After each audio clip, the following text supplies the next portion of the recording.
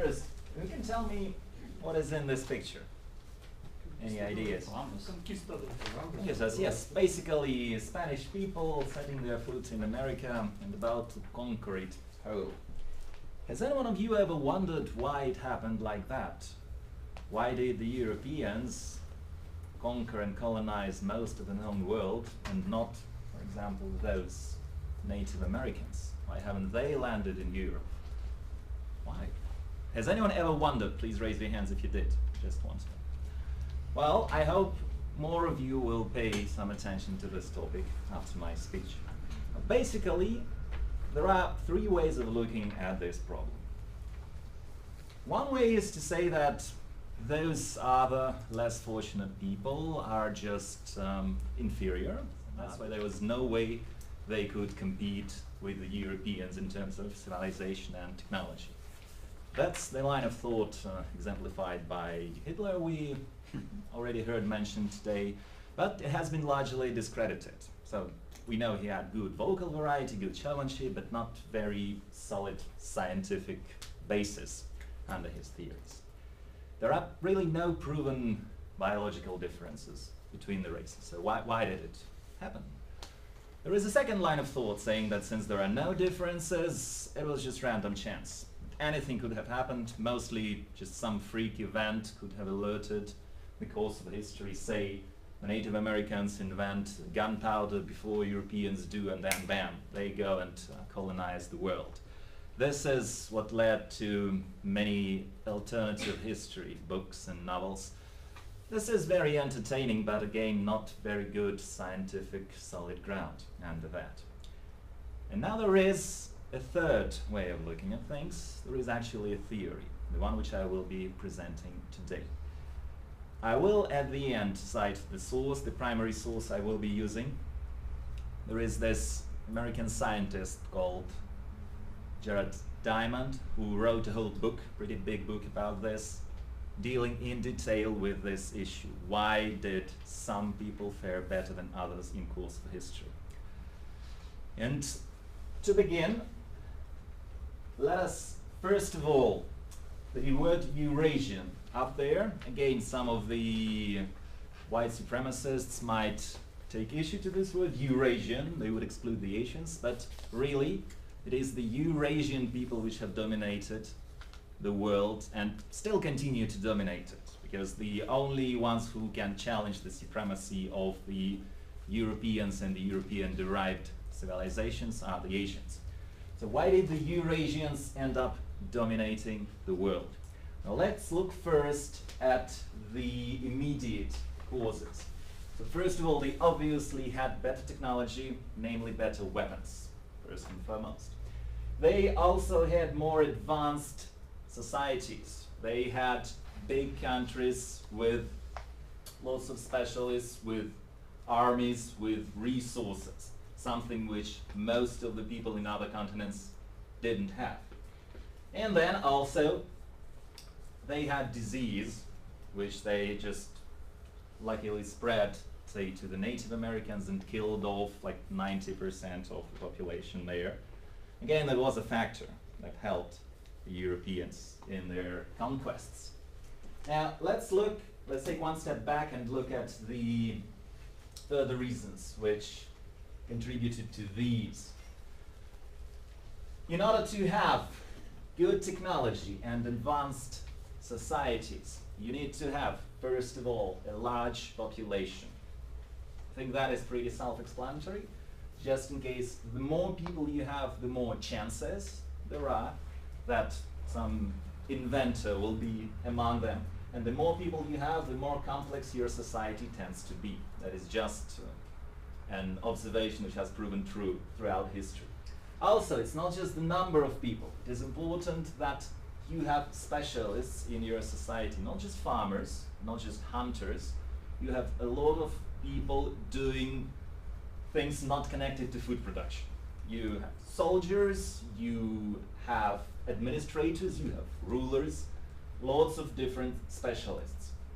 And this is the issue for the disease part. This is the most controversial part of the theory, probably. In order to have epidemic diseases and resistance to these epidemic diseases, you must live in close proximity with farm animals. This is something Europeans have done and most other people haven't.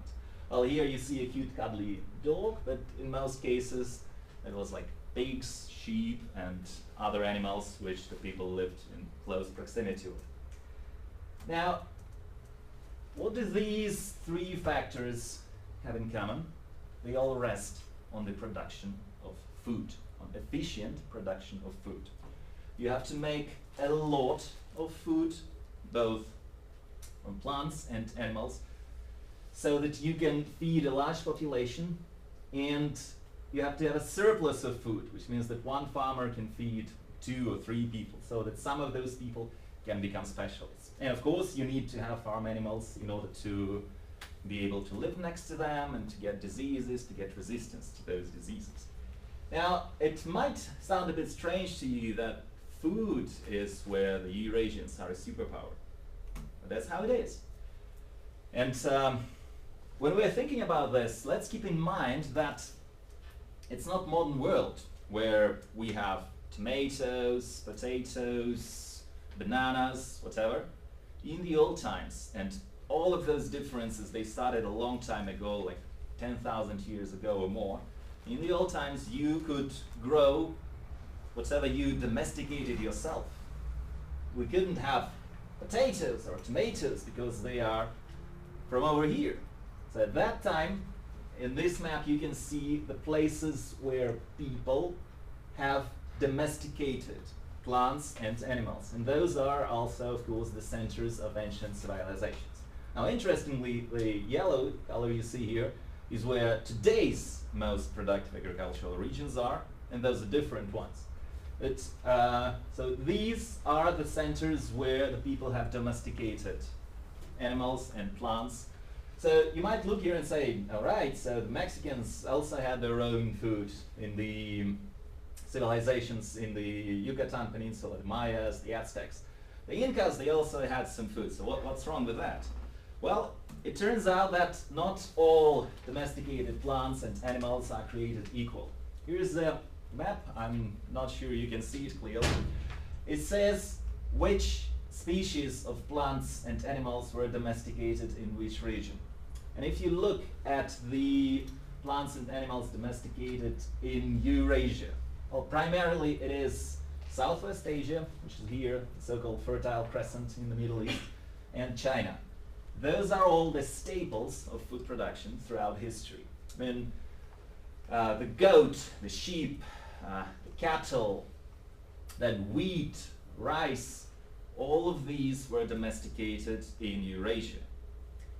The American continent, for example, doesn't have a single domesticated species of big mammals except llama. And even llamas were only used by the civilization in the Andes. They didn't spread to all of the Americas. They were at a disadvantage. Now, why did it happen so? Again, we come to the question, were the, for example, Native Americans so stupid that they couldn't domesticate a lot of animals and plants? Well, it turns out they didn't have the right material to work with. Because not every animal and not every plant has the required features, required qualities to be a good domestic animal or plant.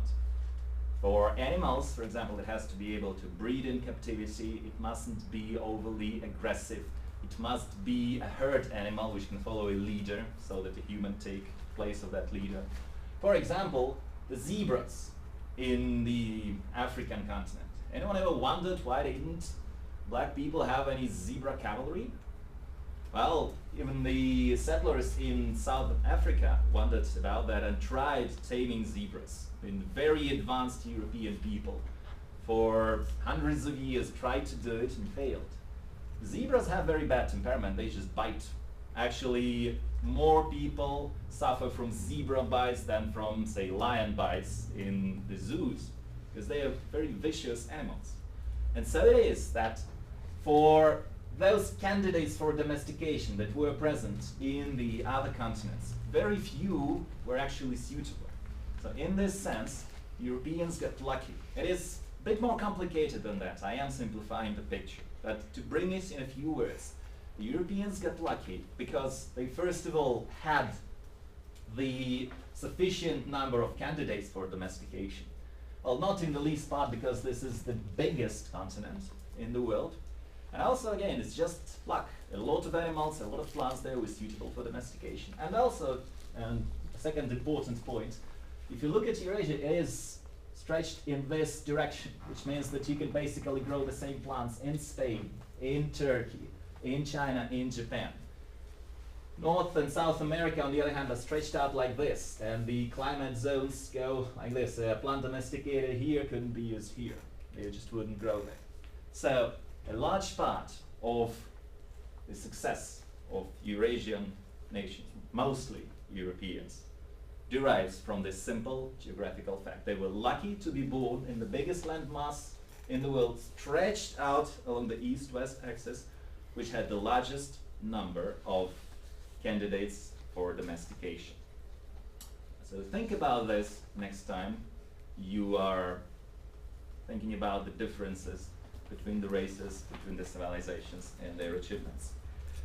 So once again, quickly, the factors from food production to larger populations, to specialization, to close proximity with the animals, which leads to better technologies, more complex societies, and epidemic diseases.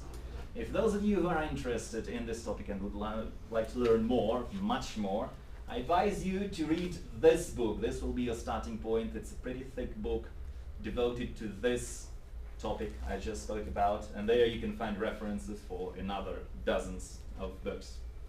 Read it. It's available in Russian in Russia, or I advise you to read it in the original in English. Thank you.